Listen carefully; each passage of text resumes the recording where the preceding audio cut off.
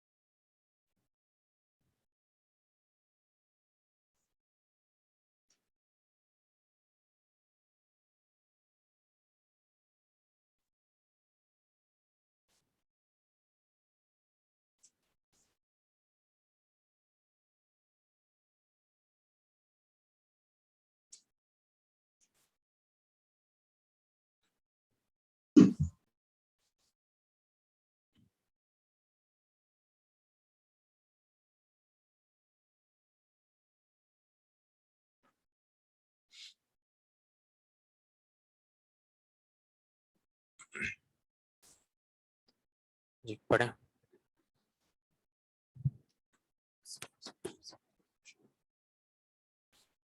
بسم اللہ الرحمن الرحیم ان الحمد للہ والصلاة والسلام علی رسول اللہ اما بعد عن المغیرہ ان رسول باب المسح علی الامامۃ مع الناسیۃ عن المغیرہ ان رسول اللہ صلی اللہ علیہ وسلم توضأ فمسح ناسیتہ وامامتہ وعلی الخفین قال بكر وقد سمعته من ابن المغيرة بن شعبة عن أبيه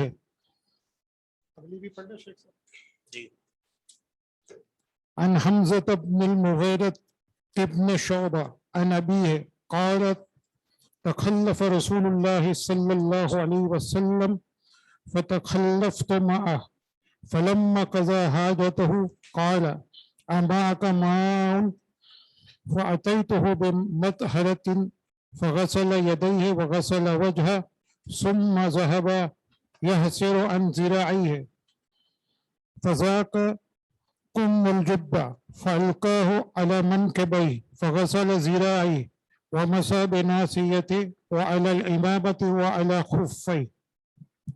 الحمد لله. الحمدللہ والصلاة والسلام علی رسول اللہ اما بعد۔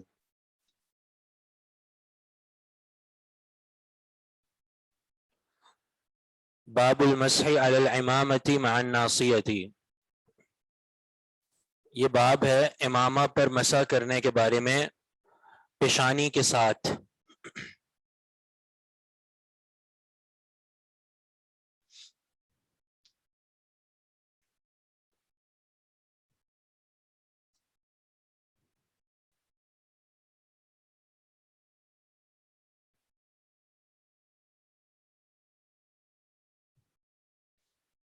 جی مسح کے کتنے طریقے ہیں؟ 3۔ کون کون سے؟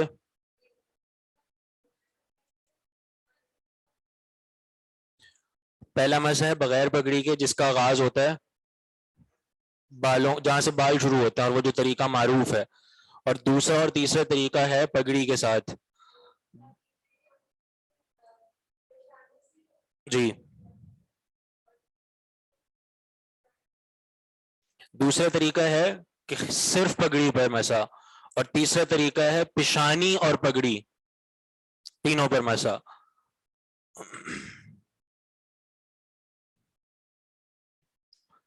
تو یہ جو باب ہے یہ تیسرے طریقہ کے بارے میں ہے۔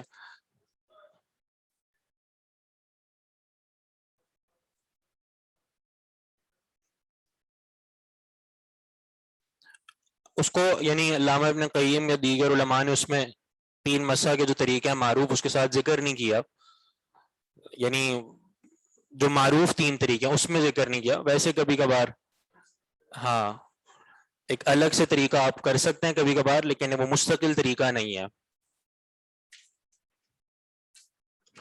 تو یہ جو باب ہے یہ المسح علی العمامۃ مع الناصیۃ، پگڑی پر مسح کرنا ناصیہ سمیت یعنی پیشانی سمیت. اور اس بارے میں جو حدیث لائے ہیں وہ ہے عن المغیرۃ، یہیں سے عن المغیرۃ، مغیرہ بن شعبہ رضی اللہ عنہ سے مروی ہے، ان رسول اللہ صلی اللہ علیہ وسلم توضأ، نبی علیہ الصلوۃ والسلام نے وضو کیا، فمسح ناصیتہ وعمامتہ وعلی الخفین، آپ نے مسح کیا اپنی پیشانی پر اور اپنے امامہ یعنی پگڑی پر، وعلی الخفین اور دونوں موزوں پر. ترجمہ آسان ہے، فمسح ناصیتہ وعمامتہ، یہ محل استدلال ہے. نبی علیہ الصلوۃ والسلام نے پیشانی اور امامہ پر مسح کیا، تو جہاں پر بھی ناصیہ پر مسح کا ذکر ہے اس کے ساتھ ہی امامہ کا بھی ذکر ہے، جس کا مطلب یہ ہے کہ ناصیہ پر مسح اسی وقت ہے جب امامہ پہنا ہو. واضح بات. قال بکر، بکر فرماتے ہیں، سند میں ایک راوی جن کا نام ہے بکر بن عبداللہ المزنی، سند میں ایک راوی ہیں جن کا نام ہے بکر بن عبداللہ المزنی، وہ سند میں روایت کر رہے ہیں حسن بصری سے،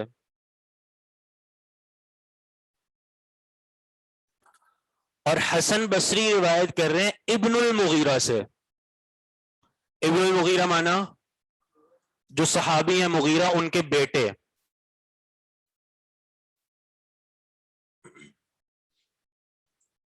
جی کیسے سند کہ بکر کس سے روایت کر رہے ہیں؟ حسن بصری سے، اور حسن بصری کس سے روایت کر رہے ہیں؟ ابن المغیرہ سے، اور پھر ابن المغیرہ آگے اپنے والد مغیرہ بن شعبہ رضی اللہ عنہ سے روایت کریں گے.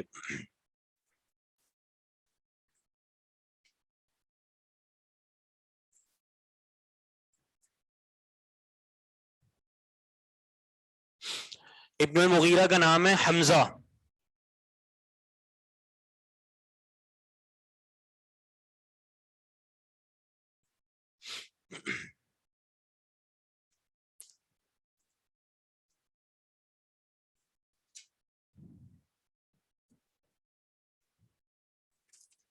جی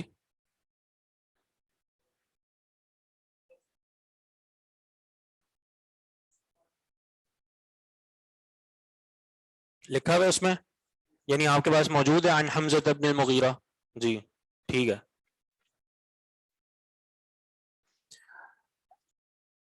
اچھا اب جو بکر کا قول ہے نا وہ سن لیں. قال بکر، بکر کہتے ہیں وقد سمعته من ابن المغیرہ ابن شعبہ عن ابیہ، اور میں نے یہ حدیث سنی ہے ابن المغیرہ بن شعبہ عن ابیہ کے واسطے سے بھی.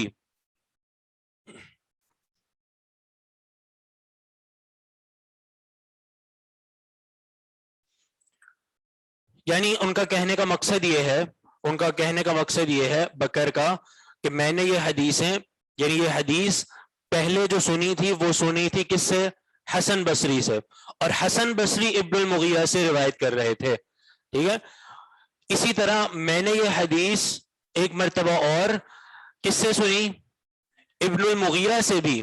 تو اب کیا ہوا؟ اب حسن بصری والا واسطہ کم ہو گیا، اب حسن بصری والا واسطہ کم ہو گیا. تو وہ بکر کے کہنے کا مقصد یہی ہے کہ میں نے پہلے حدیث سنی تھی حسن بصری سے، اور حسن بصری ابن المغیرہ سے روایت کر رہے تھے، بعد میں میں نے یہ حدیث سنی اس طرح کہ میں نے ڈائریکٹ ابن المغیرہ سے حدیث سن لی، تو بیچ میں حسن بصری کا واسطہ ختم ہو گیا. اس طور پہ یہ سند کون سی کہلائے گی؟ سند عالی. ٹھیک ہے، یعنی بکر کی وہ سند جس میں حسن کا واسطہ نہیں ہے وہ سند عالی ہو جائے گی.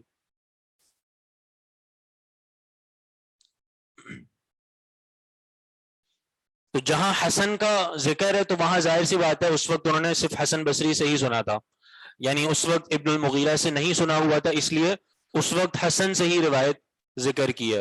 بعد میں پھر جب ان کا سماع ابن المغیرہ سے بھی ہو گیا تو انہوں نے پھر اس کا بھی ذکر کر دیا کہ میں نے یہ حدیث خود ابن المغیرہ سے بھی سنی ہے. عن ابیہ ان کے یعنی ابن المغیرہ پھر اپنے والد سے بیان کرتے ہیں. جی اگلی حدیث ہے، کہاں سے شروع ہو رہی ہے آپ کے پاس؟ عن حمزة بن المغيرة بن شعبة، حمزہ بن مغیرہ بن شعبہ.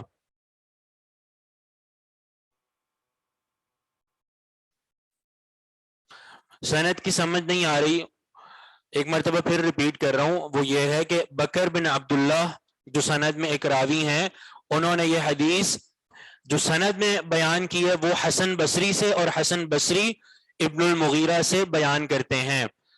بعد میں بکر بن عبداللہ کہتے ہیں کہ مجھے یہی حدیث ابن المغیرہ سے سننے کا بھی اتفاق ہو گیا، یعنی مجھے یہ حدیث ابن المغیرہ نے بھی سنائی ہے. تو اب حسن بصری والا واسطہ کم ہو گیا، اب وہ حسن بصری سے آگے جو ابن المغیرہ ہیں ان سے بھی روایت کر سکتے ہیں. یہ بات ہے، یعنی بکر بن عبداللہ کے پھر دو استاد ہو گئے، ایک استاد ہے حسن بصری عن ابن المغیرہ، ٹھیک ہے، اور دوسرے استاد خود ابن المغیرہ بھی موجود ہیں.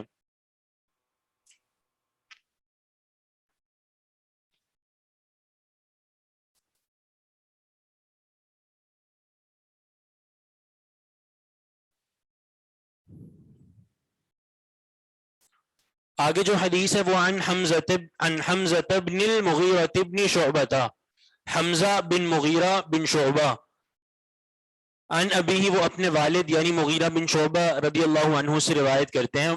قال وہ کہتے ہیں یعنی مغیرہ، تخلف رسول اللہ صلی اللہ علیہ وسلم، نبی علیہ الصلوۃ والسلام پیچھے رہ گئے.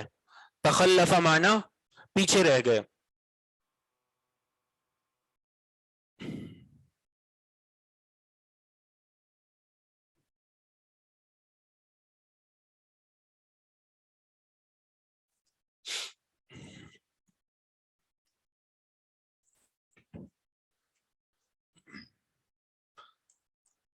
تخلف رسول اللہ صلی اللہ علیہ وسلم، نبی علیہ الصلوۃ والسلام پیچھے رہ گئے. فتخلفت معه، میں بھی آپ کے ساتھ پیچھے رہ گیا. پیچھے کیوں رہے تھے اس کی وجہ آگے خود بھی آ رہی ہے کہ قضاء حاجت کی وجہ سے.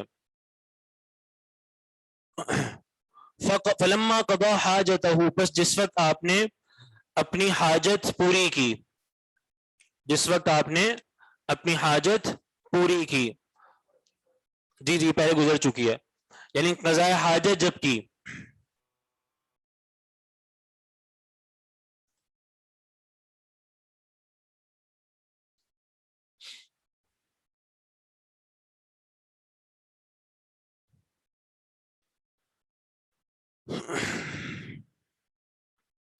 جب آپ نے قضاء حاجت کی، قال تو آپ نے فرمایا، یہاں یہ تخلف نہیں ہونا چاہیے، کہاں پر تخلف ماضی کا صیغہ، یہ تخلف مضارع ہے، ماضی کے ساتھ بیان کیا جا رہا ہے. تخلف نبی علیہ الصلوۃ والسلام پیچھے رہ گئے، فتخلفت تو میں بھی پیچھے رہ گیا نبی علیہ الصلوۃ والسلام کے ساتھ، تو یہ ماضی کا صیغہ ہے. فلما قضا حاجتہ، جس وقت آپ نے قضاء حاجت کر لی تو فرمایا، امعک ماء، کیا تمہارے پاس پانی ہے؟ فأتیتہ بمطہرۃ، میں آپ کے پاس لایا مطہرہ، مطہرہ کہتے ہیں لوٹے کو،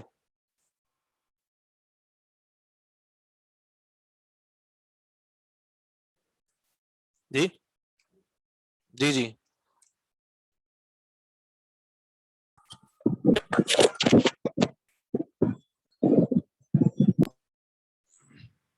فأتیتہ بمطہرۃ، میں آپ کے پاس لوٹا لایا پانی کا. فغسل یدیہ، آپ نے دھوئے اپنے دونوں ہاتھ. وغسل وجہہ، اور اپنے چہرے کو دھویا. ثم ذهب يحصر عن ذراعیہ، پھر آپ اپنی یعنی بازوؤں سے کپڑا ہٹانے لگے.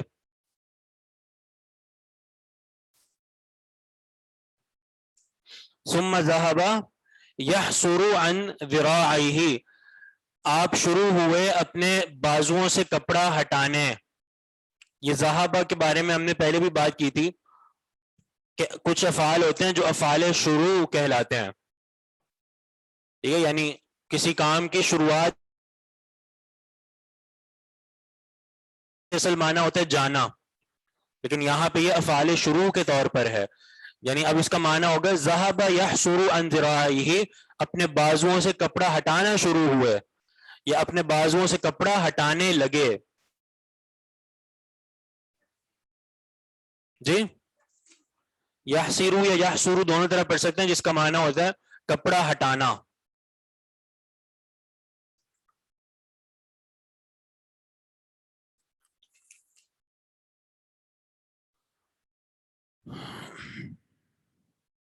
آپ لوگوں کے پاس مطہرہ میم کی فتحہ کے ساتھ ہے؟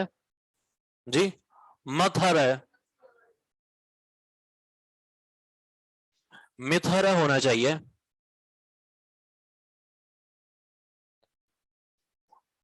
کیونکہ یہ یعنی اسم الآلہ ہے، اسم الآلہ پاکیزگی کا آلہ. جو پاکیزگی کا آلہ ہے تو آلہ کے لیے جو وزن ہے وہ میم کی کسرہ کے ساتھ ہے، مطہرہ.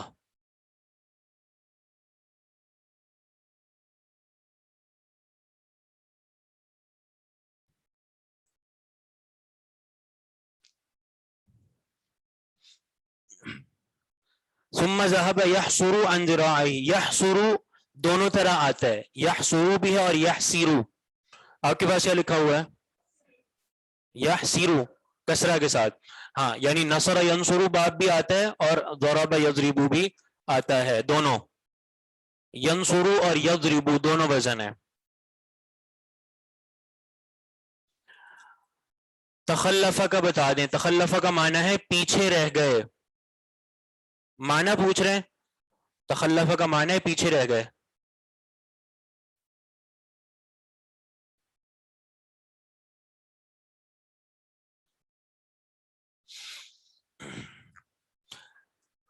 ثم ذهب يحسر عن ذراعيه، پھر آپ شروع ہوئے اپنے بازوؤں سے کپڑا ہٹانے. یعنی جب بازو دھونے تھے کوہنیوں تک تو وہاں سے کپڑا ہٹانا تھا، تو جو کپڑا ہٹانے لگے فضاقكم الجبتی، جبے کا آستین تنگ ہو گیا. ضاقہ تنگ ہو گیا، کم الجبتی جبے کا آستین.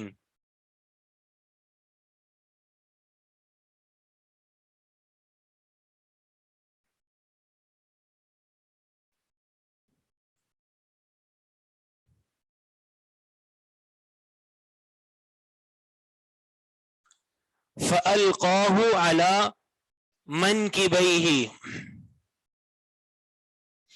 آپ نے اپنے جبے کو ڈال دیا اپنے دونوں کندھوں پر. فَأَلْقَاهُ ڈال دیا آپ نے اس کو، یعنی کس کو؟ جی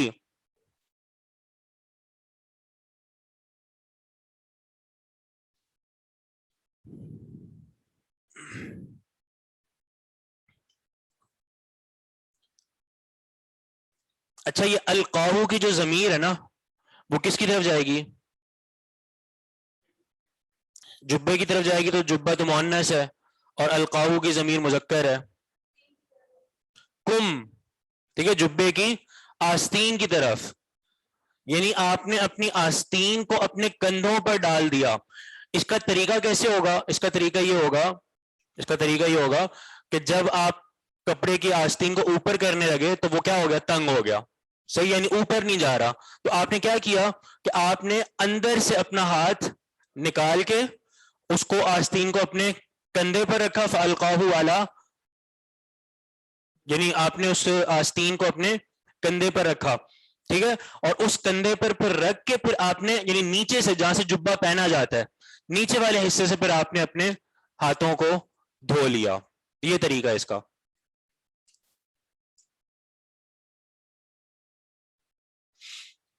آستین کا مطلب ہے یہ، یعنی جو سرا ہوتا ہے یہ ہمارے اس کا جہاں سے ہاتھ داخل کرتے ہیں.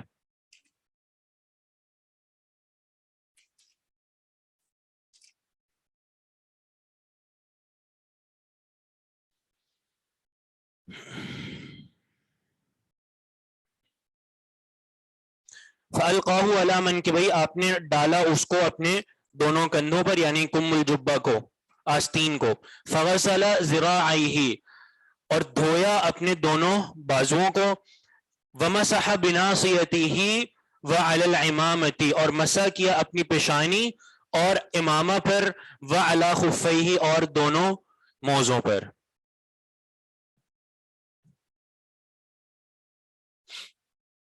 واضح بات. کسی نے حدیث کے شروع کا ترجمہ پوچھا ہوا تھا تو ریپیٹ کر رہا ہوں, دوبارہ سن لیں. حمزہ بن مغیرہ بن شعبہ اپنے والد سے روایت کرتے ہیں, یعنی مغیرہ سے, کہ مغیرہ کہتے ہیں تخلف رسول اللہ صلی اللہ علیہ وسلم, نبی علیہ الصلوۃ والسلام پیچھے رہ گئے. فتخلفت معه تو میں بھی پیچھے رہ گیا آپ کے ساتھ.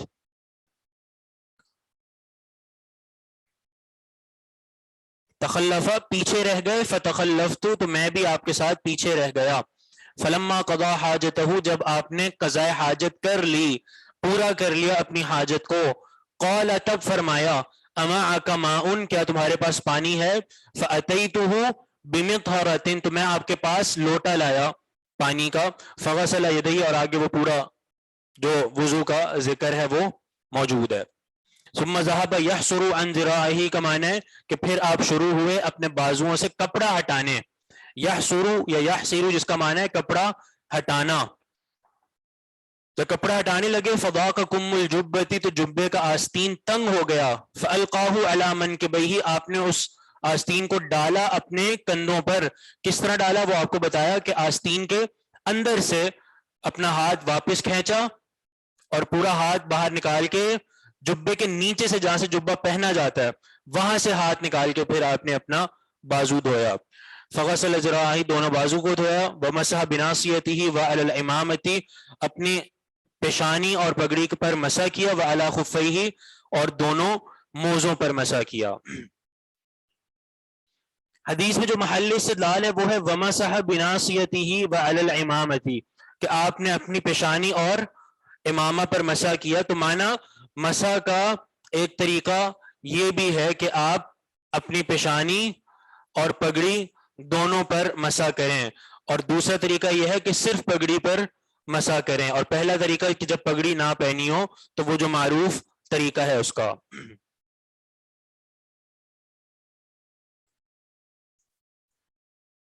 یہ جو حدیث ہے یہ حدیث کس غزوہ کی ہے؟ غزوہ تبوک. ٹھیک ہے, غزوہ تبوک کے موقع کی یہ حدیث ہے کہ غزوہ تبوک میں ایک جگہ آپ نے پڑاؤ ڈالا تھا تو وہاں پہ یہ سارا معاملہ ہوا. ٹھیک ہے, ایک جگہ پڑاؤ ڈالا ہوا تھا تو جب وہاں سے نکلنا تھا تو صحابہ نکل گئے اور نبی علیہ الصلوۃ والسلام قضاء حاجت کے لیے پیچھے رہ گئے. تو جب نبی علیہ الصلوۃ والسلام پیچھے رہ گئے تو مغیرہ بن شعبہ بھی نبی علیہ الصلوۃ والسلام کے ساتھ ہی ہو گئے. پھر یہ سارا معاملہ ہوا, اور جب واپس آئے, واپس جب پڑاؤ کی طرف آئے تو پھر کیا ہوا, نماز شروع ہو چکی تھی. اور نماز کون پڑھا رہے تھے؟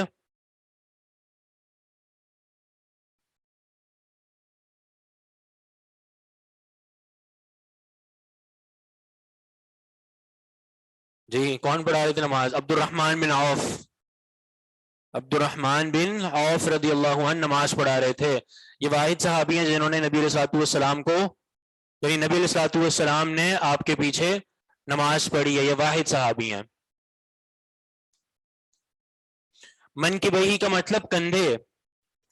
یہ فالقاہ ڈالا آپ نے اس کو, علی منکبیہ اپنے دونوں کندھوں پر. کسی نے پوچھا ہوا کہ جبہ سنت لباس ہے, تو پہلی بات تو یہ کہ ان لباسوں کا تعلق سنت سے نہیں ہے. ٹھیک ہے, یہ ایک کلچر ہے, یہ ایک عادت ہوتی ہے. ٹھیک ہے, جیسے نبی علیہ الصلوۃ والسلام کا جبہ پہننا یا نبی علیہ الصلوۃ والسلام کا ردا پہننا. ٹھیک ہے, زرا پہننا, چادریں, چادروں والا لباس جیسے احرام ہم پہنتے ہیں تو اس طرح کی چادریں پہننا اور اس طرح کا لباس پہننا, یہ سب کلچر ہے. یہ سب عرب کے کلچر اور عادت میں تھی. تو آپ اب یہاں پہ ویسے نہیں کر سکتے. ٹھیک ہے, کہ آپ ایسے تو نہیں کر سکتے نا آپ کے زرا اور ردا پہن کے چلے جائیں باہر. نہیں, یہ اس وقت کا ایک کلچر تھا, اس وقت پہنا کرتے تھے عرب, تو اس لیے نبی علیہ الصلوۃ والسلام نے بھی وہ پہنا. اس کو ہم سنت نہیں کہتے. یہ لباس کے جو تعلق سے جو چیزیں ہیں یہ سنت نہیں ہوتی، یہ ایک یعنی کلچر کے طور پہ ہوتا ہے. غزوہ میننگ یعنی جو جہاد جو نبی علیہ السلام نے کیا. جی پڑھیں حدیث آگے، 1 منٹ آن لائن پڑھ رہے ہیں. السلام علیکم ورحمۃ اللہ سر. وعلیکم السلام. سر میرا لباس کے حوالے سے سوال ہے، وہ میں حدیث پڑھ کے آپ سے پوچھوں. جی لباس کے بارے میں سوال تھا، میں نے کہا پہلے میں حدیث پڑھ لوں پھر آپ سے پوچھ لوں. سوال کیا ہے؟ سر یہ جو آپ کہہ رہے ہیں، مطلب اکثر لوگ تنقید کرتے ہیں کہ مطلب اس طرح کا لباس نہیں پہنے، یا جیسے کسی نے پینٹ شرٹ پہنی ہو تو وہ کہتے ہیں یہ سنت کا لباس نہیں. آپ کی جو آپ نے بھی بتایا کہ لباس کا تعلق سنت سے نہیں ہوتا، تو ہمیں اکثر یہ سننے کو ملتا ہے کہ اس طرح آپ کا کی آواز لباس بہت پہنے. کم، سمجھ نہیں آیا. تنقید کیا کرتے ہیں لوگ؟ کہ سر لباس کو جو کہتے ہیں کہ مطلب جیسے کوئی لوگ اگر پینٹ شرٹ پہنتے ہیں، بے شک وہ نمازی ہوں اور عالم بھی ہوں، لیکن بعض لوگوں کی پریکٹس ہوتی ہے کہ وہ مطلب جو ان کو پسند ہوتا ہے وہ پہنتے ہیں. تو جیسے کہ پینٹ شرٹ وغیرہ ڈاکٹر ذاکر نائک کا بھی ہم نے دیکھا ہے کہ وہ پورا سوٹ پہنتے ہیں. تو آپ نے بتایا کہ لباس کا تعلق سنت سے نہیں ہوتا، تو کیا اس میں یہ مطلب اس اعتراض کا جواب یوں دیا جا سکتا ہے جو آپ نے ابھی بتایا؟ جی جواب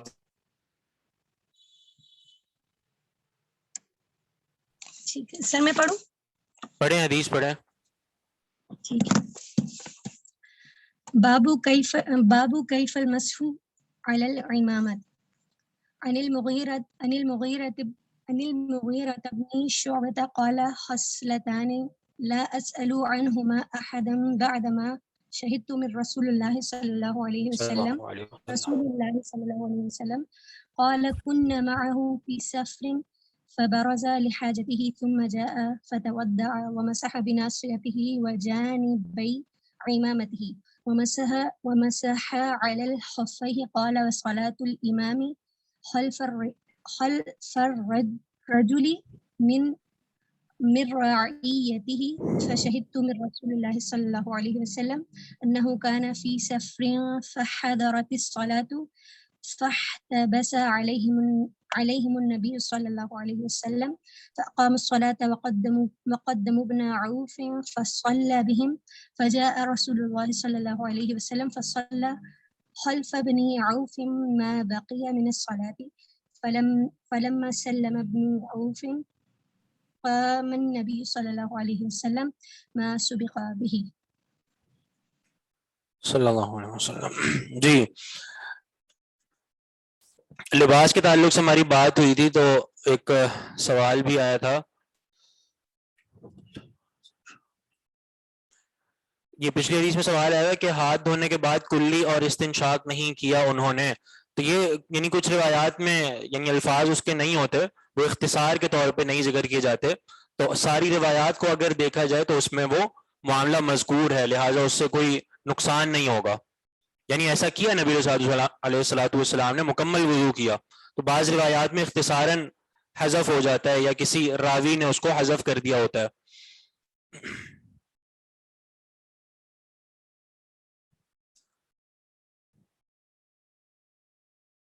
جی سوال آیا تھا لباس کے طور پہ، لباس کے لیے کہ جیسے پینٹ شرٹ وغیرہ جو حضرات پہنتے ہیں تو اس کے جواب میں یہ بات کہنا، ٹھیک ہے، وہ بھی اس طرح کہتے ہیں کہ لباس کا جو معاملہ ہے وہ سنت سے نہیں ہے.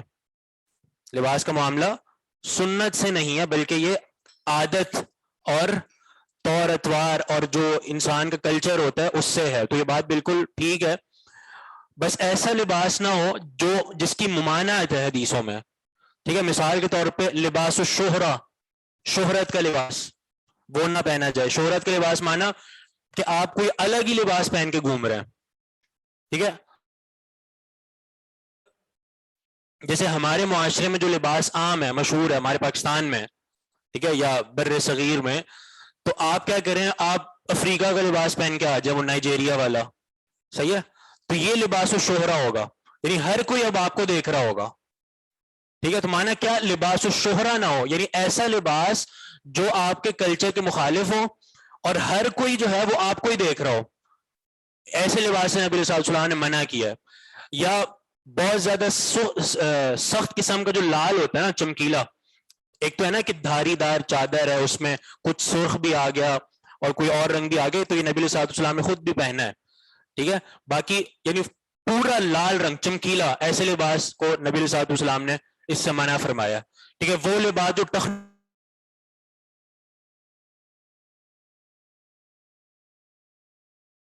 ہی پہننے، تو کیا مطلب ہوا کہ اس کے علاوہ جو کلچر والے لباس ہیں وہ کسی بھی طور پہ وہ پہن سکتے ہیں آپ. ٹھیک ہے، کسی بھی طور پہ ہوں وہ آپ پہن سکتے ہیں. اور اس کا تعلق یعنی لباس کا تعلق نبی صلی اللہ علیہ وسلم نے خود بھی سنت سے نہیں رکھا. خود بھی کہیں بھی نبی صلی اللہ علیہ وسلم نے یہ نہیں فرمایا کہ یہ لباس جو ہے نا جو میں پہن رہا ہوں یہ سنت ہے. ٹھیک ہے، ایسا نہیں ہے، بلکہ نبی صلی اللہ علیہ وسلم نے اپنے کلچر کے مطابق ہر لباس پہنا ہے. آپ نے جبہ بھی پہنا ہے جیسے کہ یہاں پہ ذکر ہے، اور جبہ آج کل کے عرب کا کلچر ہے. ٹھیک ہے، اور اکثر جو نبی صلی اللہ علیہ وسلم لباس پہنتے تھے اس کا ذکر ملتا ہے جو نبی صلی اللہ علیہ وسلم کو پسند بھی تھا، وہ ہے قمیص. ٹھیک ہے، قمیص، یہ شمائل ترمذی میں حدیث لائے ہیں امام ترمذی کہ نبی صلی اللہ علیہ وسلم کو سب سے زیادہ کیا پسند تھی؟ قمیص، کیونکہ قمیص کا پہننا بڑا آسان ہوتا ہے، اور اسی قمیص کی شکل ہی یہ جبہ بھی ہے. کیوں؟ قمیص کیا ہوتی ہے کہ قمیص کو باقاعدہ پہنا جاتا ہے، جیسے ہم نے قمیص پہنی ہوتی ہے. قمیص اس لیے پسند تھی کیونکہ اس وقت عرب کا اکثر لباس تھا چادر. جیسے ہم احرام پہنتے ہیں نا، دو چادریں ہوتی ہیں، ایک اوپر والی اور ایک نیچے والی، تو عرب کا اکثر لباس وہ ہوتا تھا. اب اس لباس کو سنبھالنا بڑا مشکل کام ہے. اس لباس کو یعنی احرام جیسے آپ لباس ہو اگر آپ کا ہمیشہ والا تو کتنا مشکل ہوگا. تو اسی لیے نبی صلی اللہ علیہ وسلم کو قمیص اور جبہ اور اس طرح کا لباس پسند تھا، آپ وہ پہنا کرتے تھے، اور اسی کے ساتھ ساتھ آپ ان کا لباس بھی پہنتے تھے یعنی چادروں والا. تو معنی لباس کا تعلق یہ اس کو نبی صلی اللہ علیہ وسلم نے کلچر اور عادت کے مطابق رکھا ہے. ٹھیک ہے، یہ جیسے آج کل بہت سے لوگ یہ اعتراض کرتے ہیں کہ جی آپ رومال کیوں پہنتے ہیں، آپ ٹوپی کیوں پہنتے ہیں، آپ کو پگڑی پہننی چاہیے، کیونکہ نبی صلی اللہ علیہ وسلم نے ٹوپی نہیں پہنی، رومال نہیں پہنا، آپ نے پگڑی پہنی ہے، تو آپ یہ سنت کے خلاف ورزی کر رہے ہیں. تو ان کو آپ یہی جواب دیں گے ٹھیک ہے کہ نبی صلی اللہ علیہ وسلم نے بھی جو پگڑی پہنی ہے وہ بھی کس لیے پہنی ہے؟ کلچر کے لیے، عرف کی وجہ سے. ٹھیک ہے، سنت اس کو قرار نہیں دیا. یہ ایک اس پر ایک کتاب بھی لکھی نا، یعنی سلیمان الاشقر ایک عالم ہے، انہوں نے اس پر کتاب لکھی افعال الرسول. ٹھیک ہے، یہ افعال الرسول نبی صلی اللہ علیہ وسلم کے جو افعال اور اعمال ان کی بہت سی حیثیتیں ہیں. ٹھیک ہے، اب نبی صلی اللہ علیہ وسلم کے وہ اعمال جو آپ نے بشری طور پر کیے ہیں ان کا تقاضا اور ان کا جو معاملہ ہے وہ آپ کے بشریت ہونے کے اعتبار سے ہے. وہ افعال جو آپ نے کلچر کے طور پہ اپنائے ہیں ان کا تعلق انہی کلچر کے طور پر ہے، اور وہ افعال جو آپ نے تشریعی بنیاد پر کیے ہیں، شرعی بنیاد پر، اس میں آپ کے لیے قدوہ ہے کہ آپ کو وہ اختیار کرنا لازمی ہے. صحیح ہے، وگرنہ اس طرح کے جو یعنی افعال ہیں ان کو ہم سنت نہیں کہتے. ہاں اگر کوئی شخص محبت میں کرے اس طرح نبی صلی اللہ علیہ وسلم کی محبت میں، تو اس کو اس محبت کا صلہ ملے گا، اس محبت کا اس کو ثواب ملے گا. یعنی ایک انتہائی لیول کہ نبی صلی اللہ علیہ وسلم کی محبت میں اگر کوئی اس طرح کرتا ہے تو اس کو ثواب ملے گا. جیسے کوئی شخص کدو پسند کرے اس لیے کیونکہ نبی علیہ السلام کو پسند. اب اس میں کوئی لازمی معاملہ نہیں ہے، نہ یہ سنت ہے کہ کدو سنت ہے جیسے کہا جاتا ہے، تو سنت نہیں کہتے اس کو، بلکہ یہ ایک نبی علیہ السلام کے بشری طور پہ ایک آپ کا فعل تھا. تو اگر آپ کوئی شخص اس لیے پسند کرے کدو کہ نبی علیہ السلام کو پسند ہے تو اس کو اس پر ثواب ملے گا. ٹھیک ہے، اسی طرح کے معاملات دوسرے بھی ہیں. ابو بکر رضی اللہ عنہ کے پیچھے ایک بار نماز پڑھی تھی آپ نے آخری دنوں میں، اس کے بارے میں پہلے بھی ہم نے بات بتائی تھی کہ نبی علیہ السلام نے ابو بکر کے پیچھے نہیں پڑھی تھی، بلکہ ابو بکر رضی اللہ عنہ نے نبی علیہ السلام کے پیچھے پڑھی تھی. وہ آپ کے ساتھ کھڑے تھے اور آپ کی آواز دوسروں تک پہنچا رہے تھے. تو اصل نماز وہاں پہ بھی نبی علیہ السلام نے ہی پڑھائی ہے.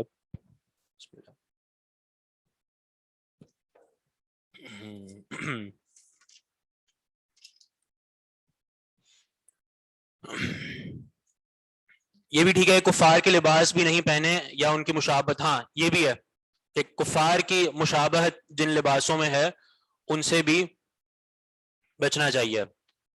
اب آپ لوگ پوچھیں گے پینٹ شرٹ کے حوالے سے تو اس میں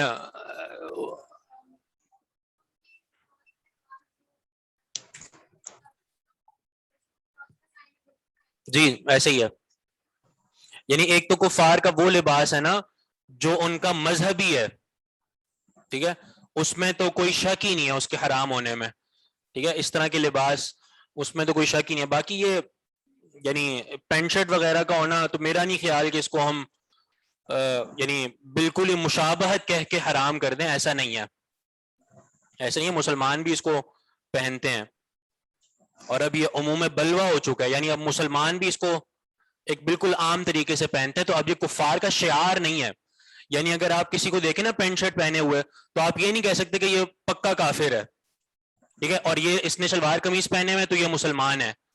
یا کفار جو ہے وہ شلوار قمیض نہیں پہن سکتے، یا مسلمان جو ہے وہ پینٹ شرٹ نہیں پہن سکتے. اب ایسا معاملہ نہیں ہے، یہ شعار نہیں ہے، جو لباس ان کا شعار ہے وہ حرام ہے. چلیں کافی ہے، ہم جو ہے نا وہ موضوع سے بہت ہٹ رہے ہیں.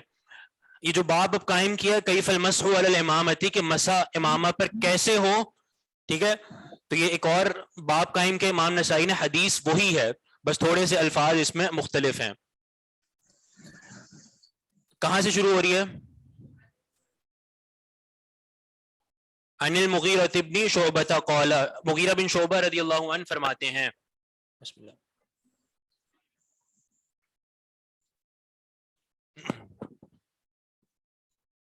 خصلتان لا اسأل عنہما احدا بعدما شہدت من رسول اللہ صلی اللہ علیہ وسلم. خصلتانی، دو باتیں، دو خصلتیں. خصلہ ویسے کہتے ہیں عادت کو،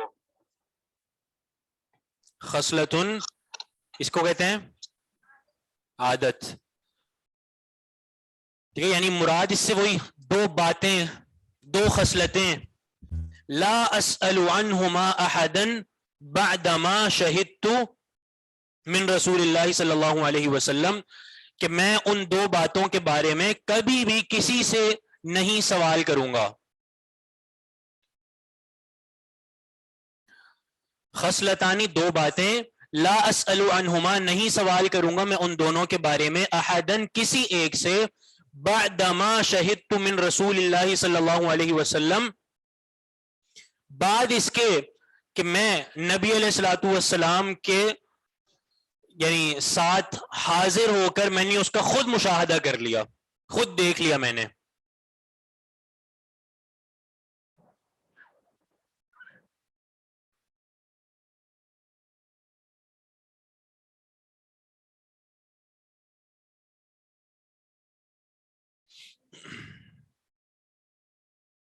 جی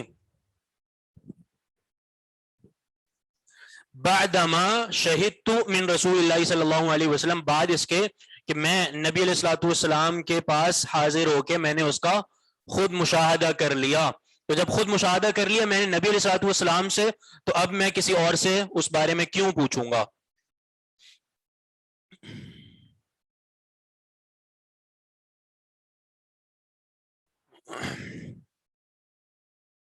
قال، وہ کہتے ہیں، اب وہ دو باتوں کا ذکر کر رہے ہیں. کننا معه فی سفر، میں نبی علیہ الصلوۃ والسلام کے ساتھ تھا ایک سفر میں. فبرز لحاجته، آپ گئے اپنی حاجت کے لیے. برز مانا یعنی چلے گئے، وہی ذهب.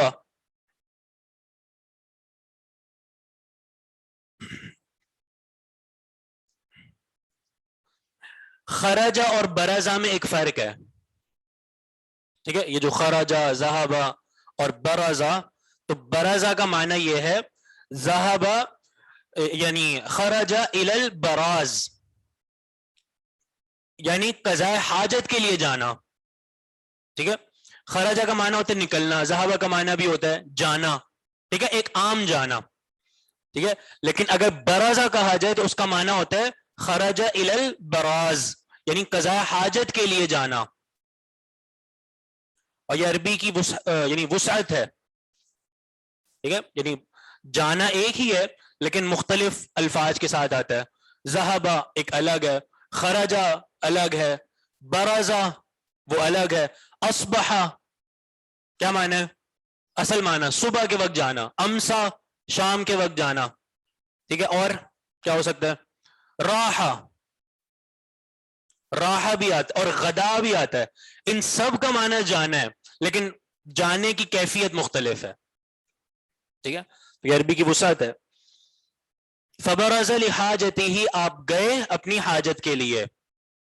ثم جاء, پھر آئے یعنی واپس آئے.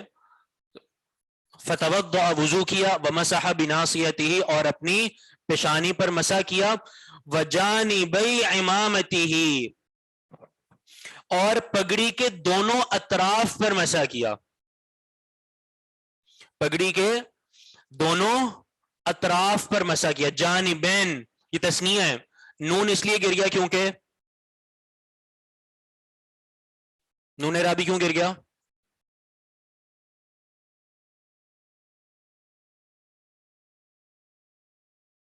بار بار بات گزری ہے یہ جی, حذف کیا کیوں؟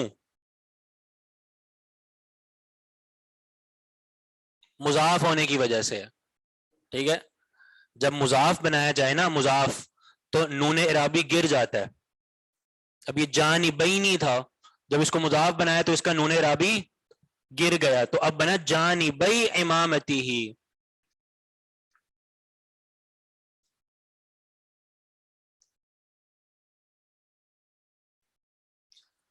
تو مسح کیا آپ نے اپنی پیشانی پر. وجانبی امامتی, اور اپنی پگڑی کے دونوں جانبین دونوں اطراف پر. ومسح علی خفیہ, اور آپ نے مسح کیا اپنے دونوں موزوں پر.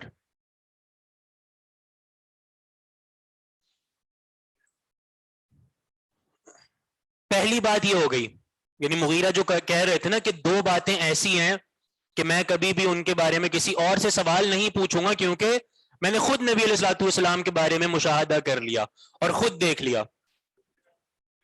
جی ہاں, یہاں بھی نون گرا ہے, مضاف ہے. خفیہ ضمیر کی طرف مضاف ہے.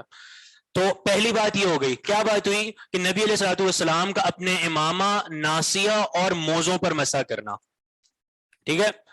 دوسری بات کا آگے بیان کر رہے ہیں, دوسری خصلت. وصلاۃ الامام خلف الرجل من رعیتہ, امام کا نماز پڑھنا. امام سے مراد یہاں پہ جو حاکم ہے, ٹھیک ہے, حاکم اور خلیفہ, راعی. امام کا نماز پڑھنا خلف الرجل من رعیتہ, اپنی رعیت میں سے کسی بندے کے پیچھے. رعیت, رعیت کسے کہتے ہیں؟ رعیت کہتے ہیں یعنی جو ماتحت ہوتے ہیں نا ان کو. ایک حاکم ہوتا ہے, ٹھیک ہے, اور جو اس کے ماتحت ہوتے ہیں لوگ, وہ سب رعیت ہوتے ہیں.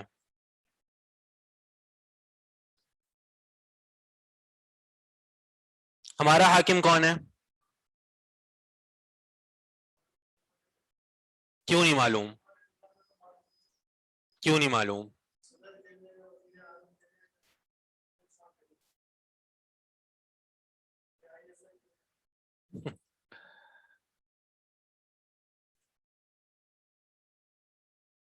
کسی نے کہا اللہ.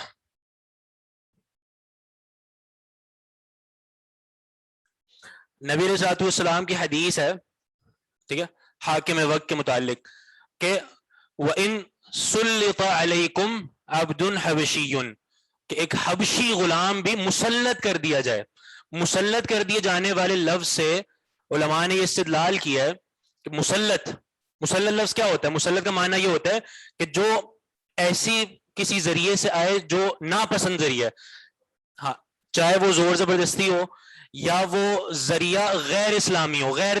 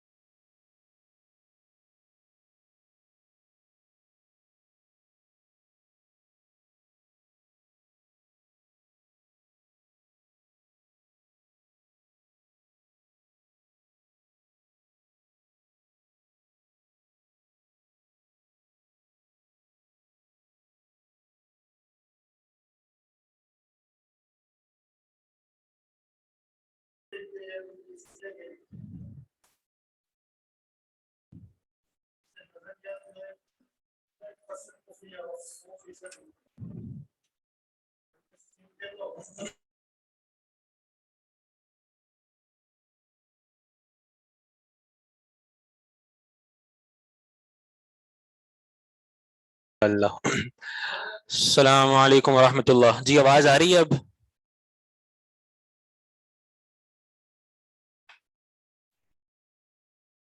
ٹھیک ہے. تو ہماری بات ہو رہی تھی اس حدیث پہ وصلاۃ الامام خلف الرجل من رعیتہ، کہ امام کا نماز پڑھنا اپنی رعیت میں سے کسی بندے کے پیچھے. تو امام سے مراد یہاں پہ یعنی حاکم وقت جو حکمران ہوتا ہے اس کی بات ہو رہی ہے. تو اس پہ ہم جو ہے وہ مختصر سی ایک وضاحت کر رہے تھے، تو اس کو انشاءاللہ پھر بعد میں کریں گے. آگے فشہدت من رسول اللہ صلی اللہ علیہ وسلم، تو میں نبی علیہ الصلوۃ والسلام کے پاس حاضر ہوا، انہ کان فی سفر، کہ آپ ایک سفر میں تھے، وہی غزوہ تبوک والا واقعہ. فحضرت الصلاۃ، نماز کا وقت حاضر ہو گیا، نماز کا ٹائم ہو گیا. فاحتبس علیہم النبی صلی اللہ علیہ وسلم. فاحتبس کا معنی ہے دیر ہو گئی، ٹھیک ہے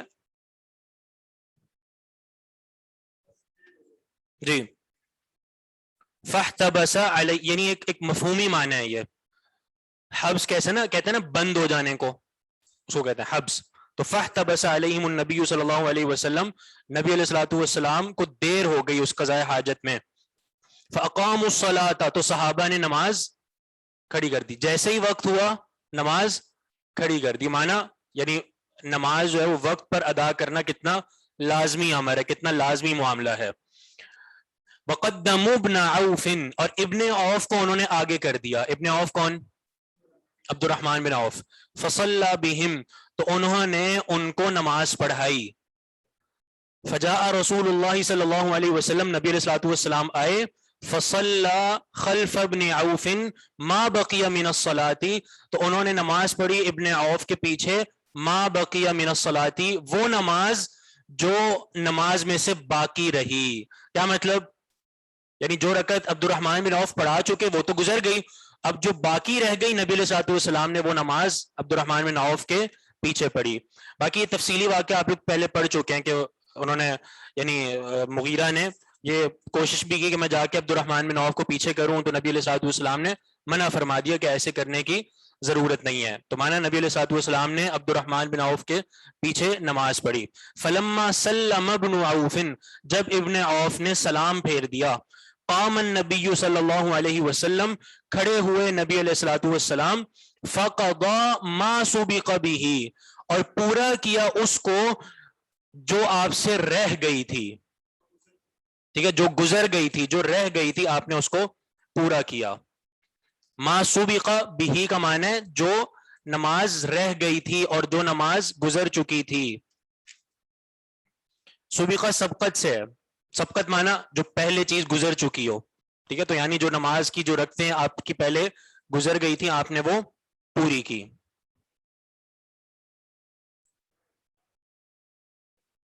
قضا ما سبق به میں اس پہ انشاءاللہ پھر اگلی کلاس میں بات کریں گے. آپ لوگوں کا ٹائم بھی ہو گیا.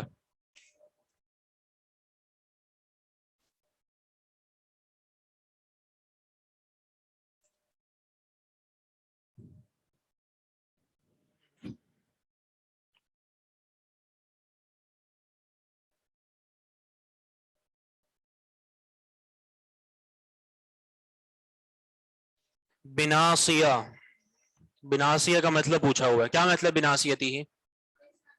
پیشانی. ناصیہ پیشانی، یعنی مسا کیا بناصیتی اپنی پیشانی کا. اچھا اس حدیث میں نا جانبی امامتی کے الفاظ ہیں، اپنی پگڑی کے دونوں جانب. تو یہ تعبیر کا ایک مختلف لفظ ہوتا ہے. ٹھیک ہے، یعنی نبی علیہ الصلوۃ والسلام نے پگڑی پہنی ہوئی تھی نا، تو آپ نے ایسے مسح کر لیا. تو کسی نے اس کو یہ کہہ دیا مسح علی امامتی ہی، اور کسی راوی نے کہہ دیا جانبی امامتی ہی. کیونکہ جب آپ نے ایسے مسح کیا نا اپنے دونوں ہاتھوں سے، تو یہ آپ کا یعنی پگڑی پر بھی مسح ہو گیا، اور ایسے بھی لگ رہا ہے کہ جانبین یعنی پگڑی کے جو اطراف ہیں اس پر بھی مسا ہو گئے. تو یہ تعبیر کا ایک مختلف ہوتا ہے. جیسے نبی علیہ الصلوۃ والسلام نے نماز میں ہاتھ باندھے, تو اب اس کو ہاتھ کو باندھنے کی تعبیر مختلف ہے, ٹھیک ہے. کسی نے کہا کہ آپ نے ہاتھ کو پکڑا ایسے, ٹھیک ہے, اور کسی نے کہا کہ رکھا, وضع, ٹھیک ہے, اور کسی نے جو ہے وہ کہا کہ ایسے یعنی رکھا کہ آپ کا وہ ذراع تک ہاتھ پہنچا. تو یہ ساری تعبیریں مختلف ہیں, تو یعنی اس میں جو ہے وہ تطبیق نکل جاتی ہے, یعنی تعبیر مختلف ہو جاتی ہے, اس میں کوئی ذرا سا بھی کوئی غبار نہیں ہوتا. امام اور امام میں کوئی فرق نہیں ہے. نماز پورے کی الگ ہو کر نہیں, مطلب جہاں پہ نماز پڑھ رہے تھے وہیں پر ہی مکمل کی. سبحانک اللہ.